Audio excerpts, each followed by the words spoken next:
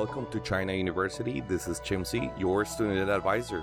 In this podcast, I will not only talk about the many professional, academic, and personal growth opportunities this country has to offer, but also I'll mention some of the major obstacles foreign students encounter while living in China. I'll share my experience, thoughts, and opinions along with some realistic advice and genuine encouragement. Welcome to today's episode, Expectations in China. But before I start, I want to announce that you can now listen to full episodes not only on YouTube, Spotify, Apple, and Google Podcasts, but also you can find me on Facebook and Instagram as China University Podcast or follow me on Twitter as chinauniversitypodcast. If you have any feedback, comments, or topic ideas, please feel free to contact me on your favorite social media platform or send an email to chinapodcast@outlook.com. As I usually do, I'll first talk about expectations in general, what expectations are, and where do expectations come from, and later I'll talk about expectations in China. What do we usually expect for in China? And what other people expect from you while living in China. Let's start by defining the word expectation.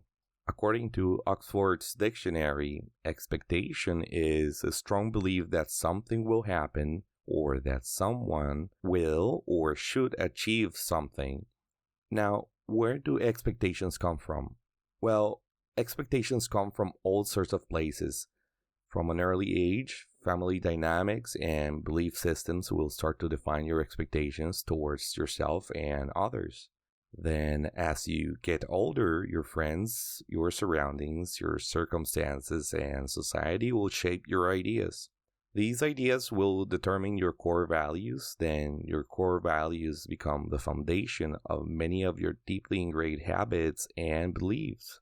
Then later in life, we begin to have higher expectations when it comes to personal goals, social interactions, and needs related to practical concerns such as money and time. You remember when you would go to the supermarket with your parents and you would see something you like and wanted to get, and you'd put it in the shopping cart without your parents noticing. You would see your parents scanning out all of the items on the counter's conveyor belt.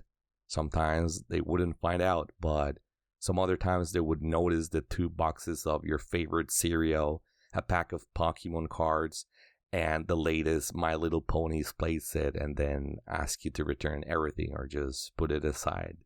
Now, think of the items as expectations, culture and society as the supermarket, and the shopping cart as your consciousness. More than often, we willingly accept certain notions as true and adopt certain behaviors because they match with our core values and resonate with us. Those are the items we decide to put into our shopping carts. But almost every day, people, social media, and traditional media put their own items into your shopping cart. If you're not paying close attention, you will buy into other people's and society's expectations and make them your own expectations. Just like your parents would occasionally not notice the items you were putting in the shopping cart, chances are that you won't notice all the expectations other individuals and society have planted in your mind for a long time. And don't get me wrong, not all the expectations are bad. Some are healthy expectations that simply respond to practical and personal concerns, such as expecting to have enough money to survive, expecting other people to be honest and treat you with respect, and expecting family and friends to support you when you're in need. And how do expectations relate to you and China? Well, because if you come to China with the wrong or unrealistic expectations, you will end up very disappointed, and based on my experience, this disappointment often leads people to jump into conclusions about China, hold cynical views of people in China, and have a pessimistic outlook on life in general. Let me mention some of the unrealistic expectations we foreigners often have in China. The first one is expecting Chinese people to give you a preferential treatment because you're a foreigner. This includes expecting teachers to lower the bar for you to pass exams or get better scores because you're a foreigner or because your Chinese is not up to par. Also, expecting all Chinese people to understand your own spoken version of Mandarin. Yeah, please don't get angry with Chinese people for not understanding your Mandarin, especially with waiters and other clerks. If you have to repeat yourself more than twice, deep inside you already know what that means. So anyway, apart from that, expecting to get discounts or free stuff for being a foreigner, remember that positive discrimination is also discrimination. But of course, I know that some places, especially pre-COVID clubs, enabled and promoted this behavior. And of course, I also enjoyed the free fake alcohol that is light enough not to make you blind, but is strong enough to make you see double and have the worst hangover of your life. Secondly, I want to mention that you shouldn't expect your Chinese friends to pay for the bill all the time, even though they will always attempt to pay for the bill and tell you that is fine. Try to keep track of the meals they paid for you so you can pay for the bill next time, or simply go AA. Yes, please, let's normalize AA once and for all. And for those who don't know what AA is, in China it means to go Dutch or to split the bill. Another thing I have to mention is that having realistic expectations does not equal to having low expectations.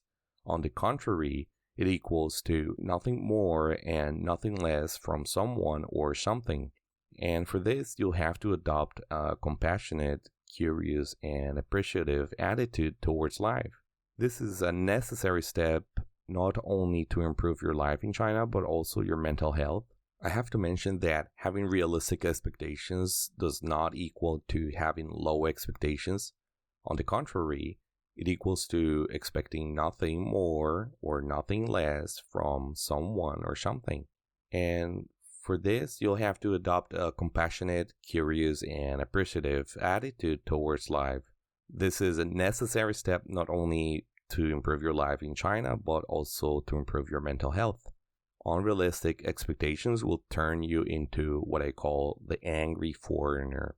The angry foreigner is that one foreigner that complains about everything and everyone in China and is hypercritical of everyone else's way of doing things.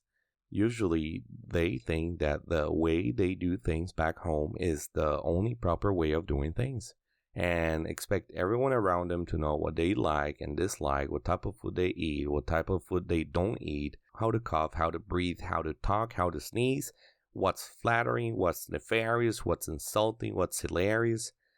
And I know you want to keep listening to my awesome rhymes, but unfortunately, I only have a little less than 20 minutes to make my point. Please take a moment to think, do you know an angry foreigner? Maybe yes, maybe you are the angry foreigner. I have been the angry foreigner before, but also take a moment to think about your own expectations and notice how some of your expectations are related to the things you need. For example, we want to be able to eat foods that go in accordance to our religious beliefs, dietary behaviors, or food practices. Even though some restaurants in China will adjust their dishes to meet your needs, the reality is that you might have to work a little harder than others to get what you need. Even though your needs are just as valid as anyone else's needs, you'll often have to negotiate with yourself to get what you're expecting. Obviously, this not only applies to food, but it applies to every other need you have, like your need for support, your need for connection, your need for respect, your need for affection. And if you want to feel satisfied with your life, you will have to set realistic expectations. But you won't get it your way all the time. And I know it's hard to lower your expectations if they're too high. It's hard to accept that sometimes you will get less than what you expected. And it's particularly hard to set realistic expectations when you don't know what realistic expectations would look like or sound like. But as I mentioned before, setting realistic expectations is more about adopting a compassionate, curious, and appreciative attitude. Compassionate because this will help you develop special sympathy between those who don't understand you and those who are not understood by others. Curious so that you can increase your chances of learning from people, discovering common grounds, and exploring new ideas. And lastly, appreciative so that you can practice gratitude and be thankful for having the chance to see humans being humans. This will help you recognize the beauty, reasoning, historic, and cultural backgrounds that drive people to act and say things differently. Like I said before, it's kind of hard to know what realistic expectations look like or sound like when you don't have a clear point of reference. But in my opinion, unrealistic or unreasonable expectations in China are relatively easier to recognize. You can practice by making a list of the things you expect from people, things, or places. Then make sentences using the following structure. I expect because I am, or I feel, and I need.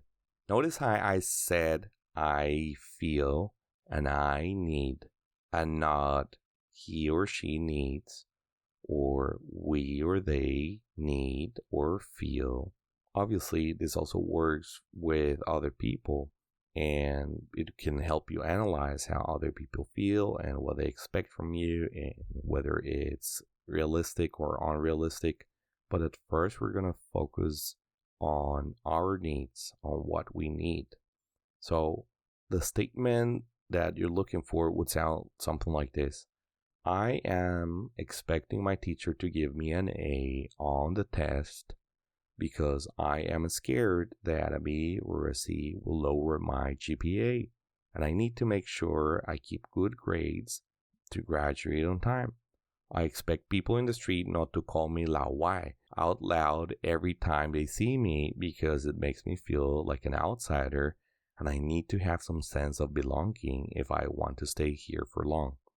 Okay, so did you notice anything in particular about the previous statements? Do you remember how in episode number 2, Feeling Lost in China, I talked about locus of control and how the things you can control are in the internal locus and the things you cannot control are in the external locus? Well, all those statements were about what I expected from others and, more precisely, what I was expecting other people to do or not to do. And I want to remind you that what others do or say is outside of your control, meaning that it falls under the category of external locus. But so far, I've talked about your own expectations and not so much about what people will expect from you in China. And I need to talk about how sometimes these expectations can also be unrealistic and unreasonable. I feel compelled to talk about this expectation first because it became a real issue for me, especially after the pandemic started, and that is digital availability. What is that? Digital availability refers to being or being expected to be available and online all the time and respond to phone calls, text messages, or emails as soon as you receive them. And the problem that I have with this is that I fell for it. In this case, other people's expectations became my own expectations. I felt that people were expecting me to send replies, documents, photos at all times, no matter the hour. And let's be honest, unless it's an emergency, there's no doubt about this being an unreasonable expectation. Professors, teachers, bosses, co-workers, family members, and significant others expecting you to read the 100 daily notifications or messages in one of the 100 chat groups or social media platforms that you have. Let me just say that this is plain toxic, and expecting people to keep track of every single message and expecting an immediate response is without a doubt one of the most unreasonable expectations there could be, especially if every minor event is regarded as a major event and turn what it could be one sentence message into a modern day imperial notice. In case you want to learn more about digital availability, I'll leave a link to an article in the episode description. The other unreasonable expectation I want to mention is somewhat related to presenteeism. Presenteeism is the opposite of absenteeism. And in simple words, it means that you show up to work even though you're sick, physically or mentally tired. And I know that for many people, this is a normal thing. But in China, there is this phenomenon in where even if your shift is over, you're supposed to go home only after your boss, manager, or supervisor goes home too. Or if your coworkers are working unpaid overtime every day, they would expect you to stay there too. Otherwise, some of them will question your commitment with work.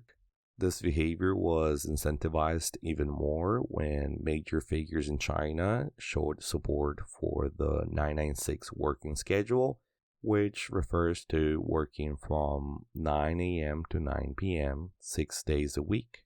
And look, I understand if you have to work overtime sometimes, but every single day? Seriously? What are you going to achieve in those 3 or 4 extra hours that you couldn't achieve in the 8 hours that you had that day? You know, maybe I don't know what I'm talking about, but based on what I've heard from Chinese friends and foreigners that work in China, workers achieve very little, if nothing, in those extra hours they spend in the office. Friends mention playing cards, playing video games, or just chit-chatting with their coworkers until late hours. When it comes to the motives, there are many different reasons, but most commonly, some employees expect that staying in the office after their shift is over will make them more noticeable and help them with their career advancement. If you want to know more about presenteeism, I'll leave a link in the description of this episode. The other unreasonable expectation I want to mention is about how some Chinese people expect foreigners to be wealthy or have high salaries. I don't have much to say about this, but I'm sure that if you have been living in China for a while, you might know what I'm talking about. I think that in the minds of some Chinese, they think that if you manage to live in China, it's because you must be a wealthy investor or company executive, when in reality you might just be barely making a living here. Or if you're a student, they probably think that international students in China pay tuition fees that are just as expensive as in the West, when in reality tuition fees in Chinese universities are relatively cheap, and a big part of international students fully depend on their scholarships stipend to survive. The last unreasonable expectation I'm going to talk about today has to do with some people in China, assuming that if you're not bleeding, then you're fine. I know that this is very common in many places around the world, not only China, but it's very prominent in Asia, apparently, in where when discussing mental health topics, some people have this black and white type of mentality in which, in their eyes, you're either crazy or perfectly fine. I remember the first time I heard someone talking about how invalidating Asian parents can be when it comes to talking about your mental health and expressing your deepest feelings. So my friend, he told me how his parents kind of forced him to come to China and how he felt he had no choice. And this, among other reasons, drove him into a major depressive episode. And when he opened up to his parents about his depression, they simply dismissed his feelings by saying, "How can you be depressed? We give you everything." And I guess that by everything, they meant money. And I know that the reason why some parents think that money is everything is probably because that's what they lacked the most during their early lives. And they assume that their sons and daughters' lives are relatively easy. But what parents usually fail to understand is that humans tend to chase what they lack the most.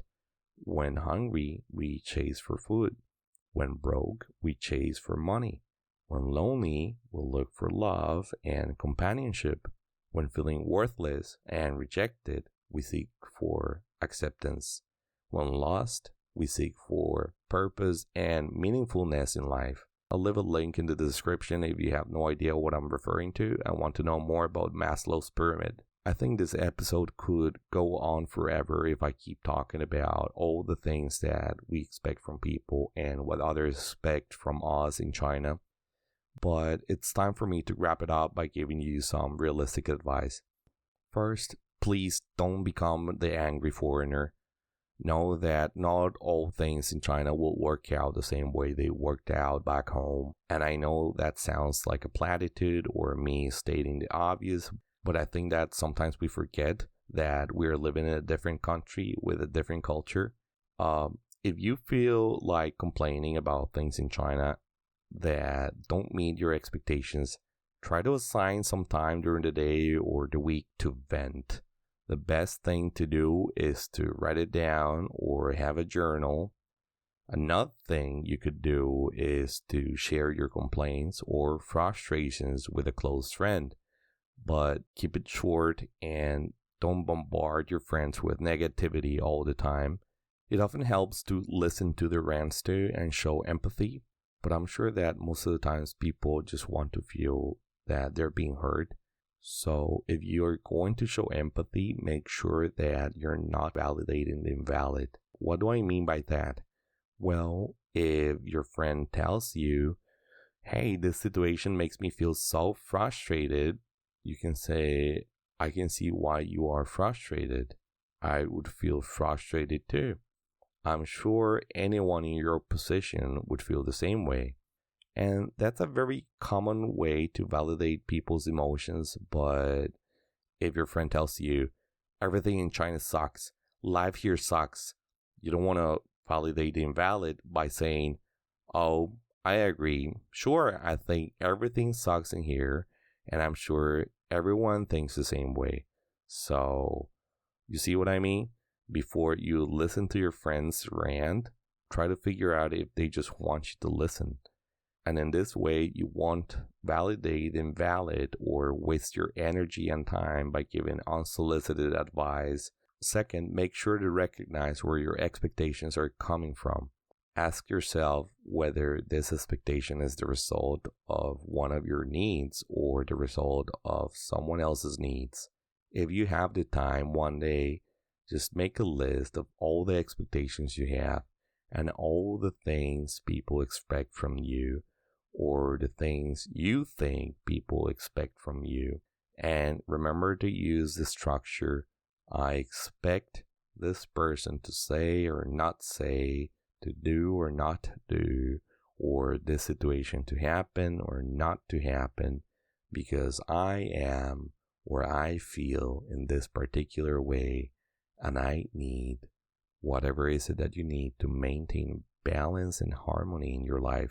And remember that you can change the pronouns to he, she, they, we, it, and ta if you need to. And after you finish writing it down, read the sentences back to yourself to reflect on the importance of these expectations and determine whether they sound realistic or not. And now my favorite part of every episode, in where I give you genuine encouragement. Look, like I said before, having realistic expectations doesn't mean that you need to have low expectations about everything and everyone. It just means that you will have to work a little harder to truly understand people, learn more about all the levels of culture, and look at societal expectations as the result of societal needs. Needs that sometimes transform into unrealistic expectations, but at the same time, they serve as a reference for you to better decide which expectations you will hold and which expectations you will let go. Just like Bruce Lee once said, I am not in this world to live up to your expectations, and you're not in this world to live up to mine. Let me repeat that. I am not in this world to live up to your expectations, and you're not in this world to live up to mine. All right, that's it for today. Next week, I will talk about feeling like a fraud in China, also known as imposter syndrome. But I'll talk about it from the foreigner's perspective while living in China. The reality is that one day you might start feeling like a fraud at work, in school, among friends, or in the eyes of your family. And if you tend to second guess yourself too much, you will start doubting your own abilities and wonder whether you deserve to be where you are. Before I let you go, I have to remind you that you can now listen to full episodes not only on YouTube, Spotify, Apple, and Google Podcast, in where you can find me as China University Student Advisor. But you can also find me on Facebook and Instagram as China University Podcast and Twitter as chinauniversitypodcast. If you have any feedback, comments, or topic ideas, please feel free to contact me on your favorite social media platform or send an email to chinapodcast@outlook.com. You have just listened to China University Podcast. This was Chimsy, your student advisor. I'll see you next week.